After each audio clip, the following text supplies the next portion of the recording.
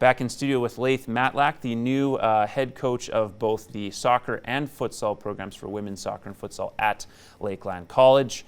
We were just talking off camera. Obviously, you're excited for the first head coaching job. It's also a program you really get to put your stamp on because the women's team has seen a lot of turnover over the last couple of years, and you basically have an entire team of rookies. Definitely. Again, I recruited 14 girls. 3 were our second-year returning players, and 14 girls, you know, most of them are first years, 17 years old, like never played CCAA or college soccer.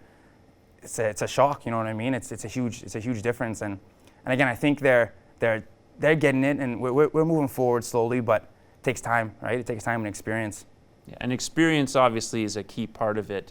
You got some game action already over the weekend. You played King's University College. Yes, sir. And had a tough first outing. Had a Definitely. much better outing against Concordia, but still came up short late in the game. And some of that, you were saying, kind of comes down to composure. Definitely, exactly. Like, I kind of had a feeling how the first game would go, you know. 10 rookies in the field, man. 10, 17-year-old rookies playing against King's 22, 23-year-old average age women. And they punished us, you know, definitely. And again, that first game kind of inexperience showed big time. Right. But then it comes to Sunday, and what a turnaround. Like, Concordia is just as strong of a team, I would say. And we had the game for most of it. Again, we defended, you know, we followed strategy, followed system, and it worked to what we needed to do. And one goal, you know, I think we got kind of robbed there, but that's okay. Like, you live and you learn, right? You get better every day, and you just fight for the next day. And so in addition to kind of helping them learn to be composed and make good decisions under pressure, what's another big challenge with such a young group? Is there a lot of structure issues? Yeah, communication's huge, right? So defense first. So it's like any mistake or mishaps in that defensive structure, and you're in trouble. Like, you're gonna get beat. So communication in those tight defensive areas is massive, and they're so nervous and like never experienced those situations or the physicality. The physicality is a different level, and that's where, like, I need them to, you know, the team to step up more. Is in that communication factor, especially defending in those tight areas. You mentioned physicality. Obviously, it's a different jump to the college level. What's it like in terms of the type of teams you play specifically in your division? Again, like, the average age for most of these teams, especially these Edmonton teams, it's like 22, 23 years old. Like, these are women, like athletic, grown women that are strong and have experienced the league and know what to expect. And so my players, you know, are taking 10 touches on the ball, and this girl comes running right through her.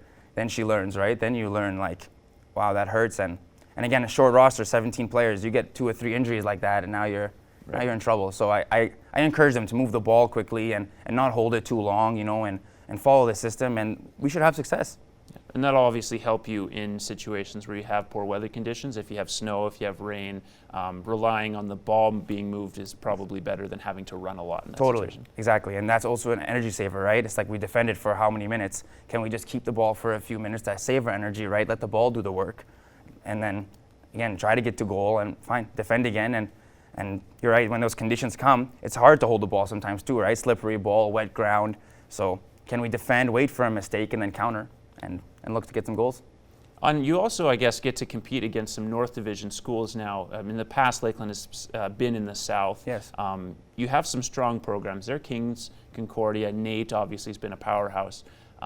What kind of challenge does that represent, I guess, having to compete against some perennial schools that are always in the medal count at the end of the year? For sure. Well, you know, you got to change strategy against those strong teams. Like, we're not going to play, you know, out of the back, beautiful Barcelona soccer. It's like, no, we're not going to play that. We're going to have to play a defensive shape, tight, sloppy, and, you know, counter them when they do advance numbers. Try to get them behind and get that goal, and then again close up defensively. And you have to play like that against those teams because they are very strong and you know, super experienced girls and been at that level for how many years. So you need to follow that system, follow that strategy against those strong teams, and hopefully get results, like against Concordia almost, right? Absolutely. And really quick, we just have to wrap up here, but this weekend you're in action against? Yes, Nate, Sunday. Okay. So hopefully we can get a result. We'll hopefully see you and get that result and see this young team progress forward. Thanks again for stopping in studio. Thank you so much.